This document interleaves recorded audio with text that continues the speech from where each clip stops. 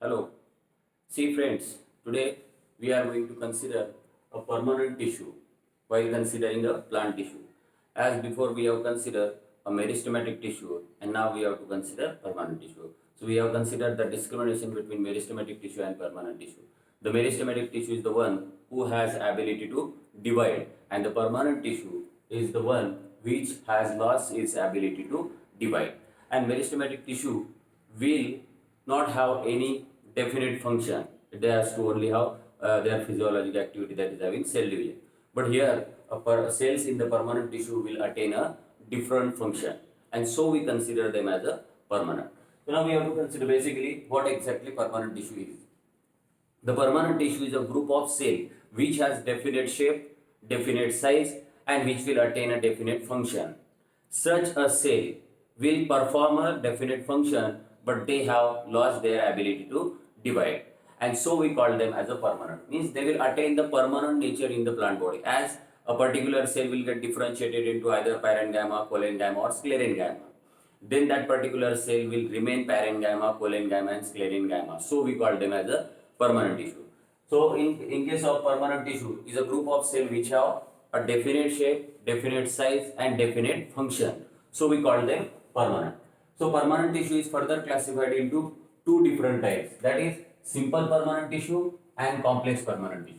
Here simple permanent tissue and complex permanent tissue, here we'll consider in simple permanent tissue there is a group of similar cell. This is considered as a group of similar cell. Means here all particular cell will be together and they will be considered as a single tissue. But they have lost their ability to divide. And in case of complex tissue, we consider here there are different type of cell will come together to form a particular tissue to perform a definite function. So we consider here it as a complex. So normally we consider shopping complex. So there are multiple shops. So here we consider it as a complex tissue because here you will be able to see different type of or different group of cell will come together.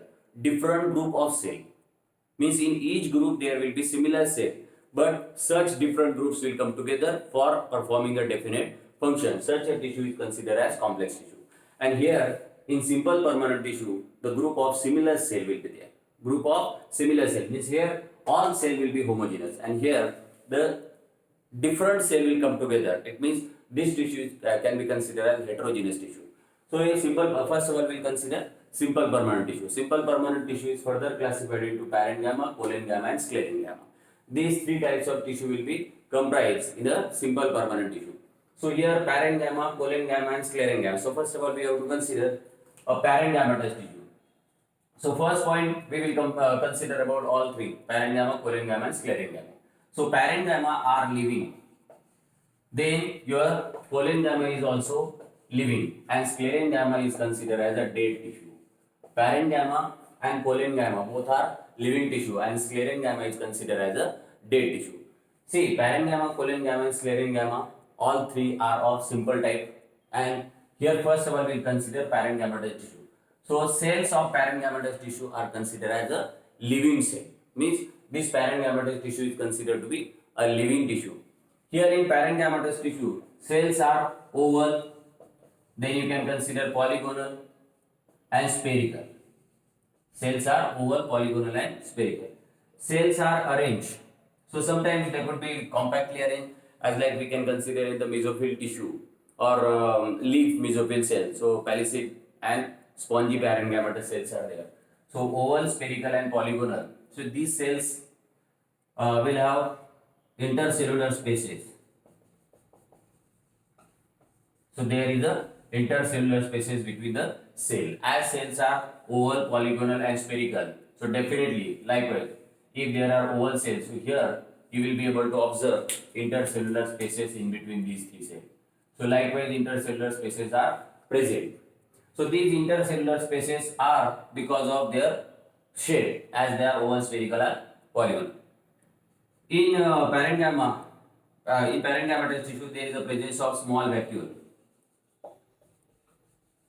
As there is a presence of small vacuole, so definitely they are going to store a food.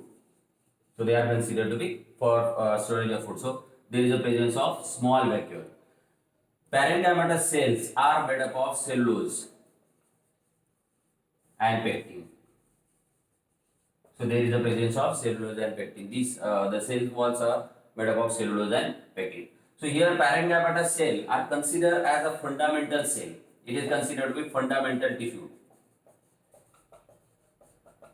Why we consider it as a fundamental tissue? Because the different type of permanent tissue as like parenchyma, sclerenchyma are originated from your parenchymatous tissue. Or by having dedifferentiation, you can form a meristematic tissue also from these parenchymatous cells. The parenchymatous cells are living over polygonal and spherical. They will be having intercellular spaces. They are small. They will have small vacuole, and so they are able to have storage of food, and their cell wall is made up of cellulose and pectin, and this tissue is considered as fundamental. Most important thing about parenchymatous tissue is present in the all parts of the plant body. Parenchymatous tissue is present in the all parts of the plant body. It means they will be present in each and every part of the plant body. So see, here we have there are different types of parenchymatous tissue also according to their nature, their characteristic nature. So suppose we consider chlorenchyma. So chlorenchyma is a modification of parenchyma in which the chloroplast will be present in that cell. If a parenchymatous cell has a chloroplast, then we consider it as a chlorenchyma, and this chlorenchyma will be present in the leaf mesophyll cell, and they are meant for having photosynthesis. So chlorenchyma means a parenchyma containing chloroplast, and as they contain the chloroplast, their color will be green, and they are present in the leaf or any green part of the plant, and they are responsible, or they will have function of photosynthesis. Then another parenchyma will differentiate into aerenchyma. So see, this aerenchyma, the parenchymatous cell will have intercellular air spaces, large air spaces. So this is entirely air space, and because of this air space, we call such a parenchymatous cell as a aerenchyma. This aerenchymatous cell will provide buoyancy or floating ability. As you consider the lotus, the aquatic floating plants will have a parenchyma of aerenchymatous type, and this aerenchyma has a large intercellular air spaces. So this parenchymatous cell could produce a buoyancy. Buoyancy means they will have floating ability. They will provide a floating ability. So as they provide a floating ability, so they will be present in the floating aquatic plant. Then third type of parenchyma is prosenchyma. The parenchyma which will become elongated. So likewise, if parenchyma will become likewise elongated, then this parenchymatous tissue is considered as prosenchyma, and they are meant for having a mechanical support. So they will provide a mechanical. So likewise, your parenchyma will get modified into different type of tissue, rather chlorenchyma, aerenchyma, and prosenchyma. So chlorenchyma is meant for photosynthesis, and they will be present in the green parts of the plant. Then aerenchyma will provide a buoyancy to the floating plant, and prosenchyma will provide a mechanical support. So see, here parenchymatous cells are loosely placed. They will have intercellular spaces. Parenchyma is considered as living tissue. Their shape will be oval, polygonal, and spherical. Now we have to consider another tissue, that is parenchyma. Parenchyma is also considered as a living tissue. The parenchymatous cell will be compactly placed. They will not have intercellular spaces. And why they will not have intercellular spaces, we'll consider that. Suppose cells are oval, polygonal, and spherical also. So here your parenchymatous cell will have cellulose, hemicellulose, and pectin. So here we consider the parenchymatous cells are living. The cell shape is oval, polygonal, similarly, and here while considering the parenchymatous cell, we call them as a compactly arranged. They are compactly arranged or compactly placed without intercellular spaces. No intercellular spaces will be present in parenchymatous cell. So why there is no intercellular spaces along present in the parenchyma? Because here at the corners of a cell wall, suppose this cell, and this cell, so their corner. So here at the corner there is additional deposition of cellulose, additional deposition of cellulose at the corner. So here also there will be additional deposition of cellulose at the corner, and so here there will be no presence of intercellular air spaces. And as this cell has a thick wall, and their wall will have additional deposition of cellulose and hemicellulose at the corner. So this cell will make them a compact, and as they are compact, they will be able to provide a mechanical strength. They will be able to provide mechanical strength. They provide mechanical strength to the plant part. As we consider mechanical strength, means they will not get immediately detached. So they will have certain strength. So we can bend it, we can pull it. It is only because of colon gametous cell. Colon gametous cell has a large vacuole. Colon gametous cell also has a large vacuole. So these cells has a large size vacuole. Likewise. So this is colon gamma. Colon gamma is living colon gametous cell. Most important thing about colon gametous cell is having additional deposition of cellulose at the corner. Additional deposition of cellulose at the corner, and because of that, as there is additional deposition of cellulose, cell will arrange compactly, and as cells are arranged compactly, so there will be no intercellular spaces, and because of that, this cell will be able to provide mechanical strength. So see, colon gametous tissue is present in below epidermis. There is a hypodermis. Below epidermis, there is a presence of, or rather, epidermis and then cortex and then endodermis. So similarly, there is a presence of hypodermis. So colon gametous cells are present in the hypo. Hypo means below dermis. So here hypodermal cells. So they are mostly they are present in the dicot and gymnospermic plant. So colon gametous cells are present in the dicot and gymnospermic plant. So mostly they are absent in the roots as well. So colon gamma will be constituted of the hypodermal cell. Colon gamma is considered or will be component of the hypodermis, as parenchyma is present in all parts of the plant, but colon gamma is localized and they are present in the hypodermis. Sometimes they are arranged in the layer, or sometimes they are differentially scattered.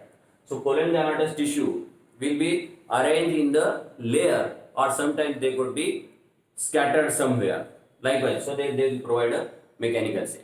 So this is a colon gamma. Colon gametous cell.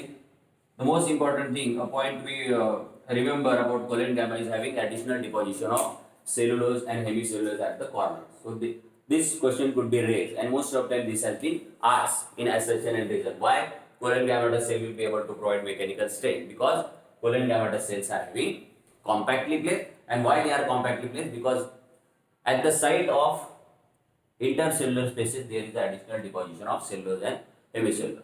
So colon gametous cells are present in the region of hypodermis. Sometimes they could be in the layers, or sometimes they could be scattered anywhere. So this is your second tissue, that is colon gamma.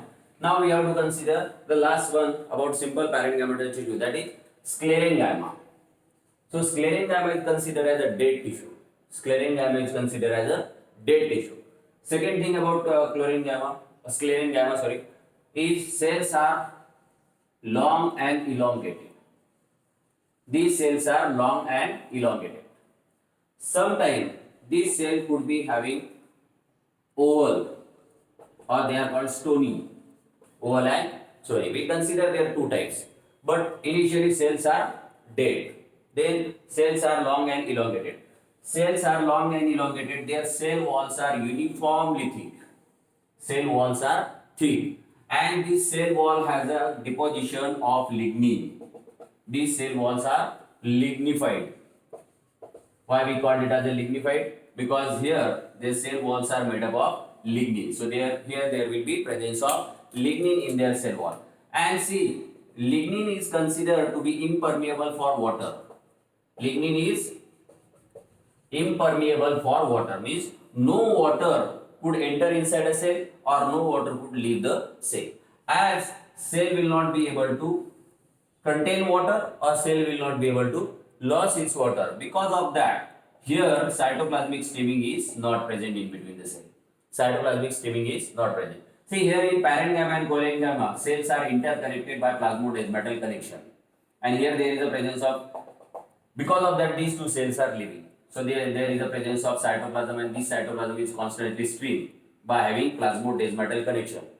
Parent gametous cell and colon gametous cells has likewise connection. We call them as a plasmodesmatal connection. And here your cell will not be able to contain water, or rather cell will not be able to lose its water because of having impermeable substance in their cell wall, that is lignin. And so this cell will become a dead, as there is a no cytoplasm, as there is a no exchange between the cell, and so this cell will gradually become a dead. As this cell gradually becomes a dead because of having a lignin, and lignin becomes its most important component as well, as lignin provides strength to the walls of cell, as well as lignin provides a rigidity. Lignin provides strength as well as rigidity, but lignin has caused the death. Initially, sclerine gametous cell will develop, so they will be living. But as there is no exchange of water inside a cell or from the cell, so cell will become gradually dead. And these dead cells are constituted in the most importantly in the complex tissue. Forming a complex tissue, there is a need for having a rigidity and mechanical supports. If you have to hold together different tissue, so there is a presence of sclerine gamma. So sclerine gametous cells are long and elongated, having tapering end or blunt end. So here there is a tapering or blunt end. Their ends are pointed, or sometimes you could see that their ends are blunt also. So these cells are impermeable. They will have deposition of lignin, and lignin is impermeable substance. As lignin is impermeable, no water will be having exchange between or through the cell, and so cell will become a dead. And because of that, your cell will have strength and rigidity. So here sclerine gametous cells are of two types. We consider them as a fiber and scleroid or stony cell. So sclerine gametous cells are considered of two types, that is sclerine gamma fibers and scleroid, or we can consider them as a stony cells. See here, sclerine gamma fiber. So like this, elongated cell having tapering, or sometimes they could have blunt end. So likewise here there is a tapering end, and here there is a blunt end. So these sclerine gamma fibers are having a commercial value. As like jute, hemp, we consider a fiber. The long fibers of a plant which we get, these fibers are nothing but a sclerine gamma fiber. So these sclerine gamma fibers are mostly present. See, likewise, this one sclerine gametous cell and another sclerine gametous cell, and here you are containing a different type of cell. Here we are considered of a different type of cell. Likewise, these all different type of cells are held together by this particular part, and because of that, these cells are long and elongated. They have provided strength, mechanical strength, and rigidity also. Sometimes they provide mechanical strength. Mechanical strength means you can have a bending and pulling of this particular part, as they are long elongated. So if you hold here and you are pulling it down, so here they will be bent likewise, but they will not be broken. Immediately they will not be broken, as we have likewise bending ability. So similarly, this bending ability has been provided by the sclerine gamma fiber. And now we consider a stone cell. So these stone cells are not long and elongated. They are small oval cells. Likewise, these are small and oval cells which also has a lignin. Here sclerine gamma fiber also has a lignin. So these cells are not arranged at a localized site. They will be scattered somewhere in the pits. Rather, sometimes you see in the fruits of the go also, or in case of leaf as well. So these sclerine gamma scleroids are present. So scleroids are not elongated. They are stony cells. We call them stony cell. We have considered them as a stony cell because they are dead also, and they are having a rigidity. So we call them scleroid or stony cell. So this is all about parenchyma, collenchyma, and sclerenchyma. So most important thing about parenchyma, collenchyma, and sclerenchyma is parenchyma and collenchyma is a living tissue. Sclerenchyma is a dead tissue. Parenchyma, collenchyma is a living tissue. Sclerenchyma is a dead tissue. Cell wall of parenchyma is made up of cellulose and pectin. In a cell wall of collenchyma, cellulose, pectin, and there is an additional deposition of cellulose and pectin at the corner. Cell wall of sclerenchyma are contained of a lignin, and because of that lignin, these cell has become a rigid and they have become a dead because lignin is considered as impermeable. Here, parenchymatous cells are oval, polygonal, and spherical. Cholangamatous cells are also oval, polygonal, and spherical. Sclerenchymatous cells are long and elongated. Parenchyma is present everywhere in the plant body, and cholangyma mostly forms. Cholangyma will be present in the hypodermal region. Hypodermal region, sometimes they could form a layer, or sometimes they could be present in the scattered form. And sclerenchyma is considered to be present in the elongated parts of a plant. Long elongated parts of a plant will be contained of sclerenchyma, and sometimes they could be present in the leaf as well as they could be present in the food as well. So likewise, these three simple parenchymatous tissue. Now we have simple parenchymatous tissue.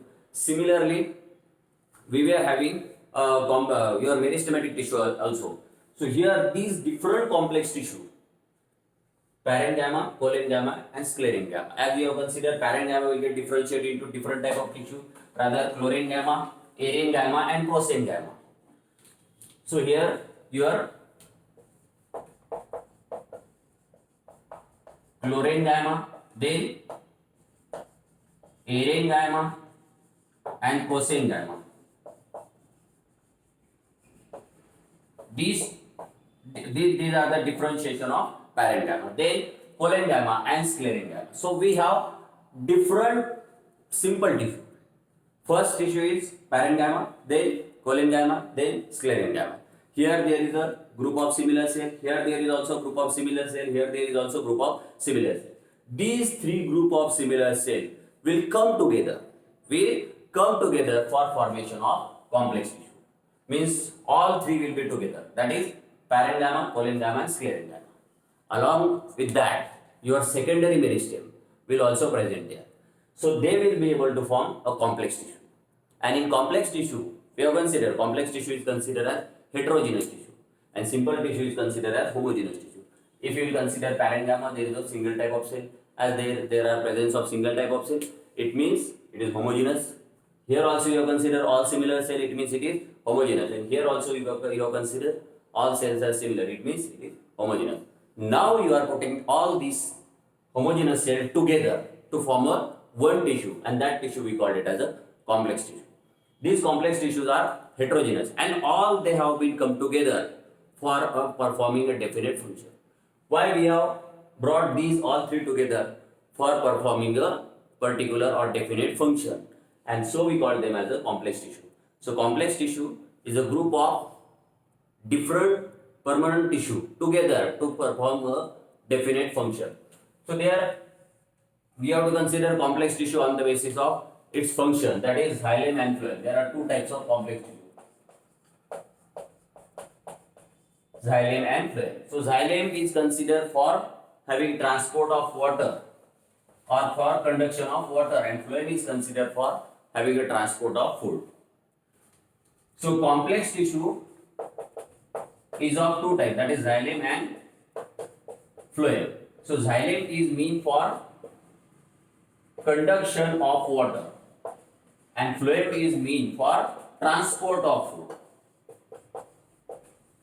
So it has to have transport of food, and xylem has to have conduction of water. And here for conduction of water, most importantly we will be in a need of trachea and vessel, but there is a presence of parenchyma and sclerenchyma also. And here in phloem, for conduction of food, you will be in a need of companion cell, but additionally there is a presence of your parenchyma and sclerenchyma also. So parenchyma has the ability to store food, so they will act as a reservoir for food for particular complex tissue, and sclerenchyma is meant for having mechanical strength, for holding it, for providing it rigidity, and it gives it a strength, or it holds all the different tissue together. So for that there is a presence of sclerenchyma and parenchyma in a complex tissue. So we have to consider complex tissue. In complex tissue we will be considering xylem and phloem. So xylem is meant for having conduction of water, and phloem is meant for having transport of food. So that we consider in a next class.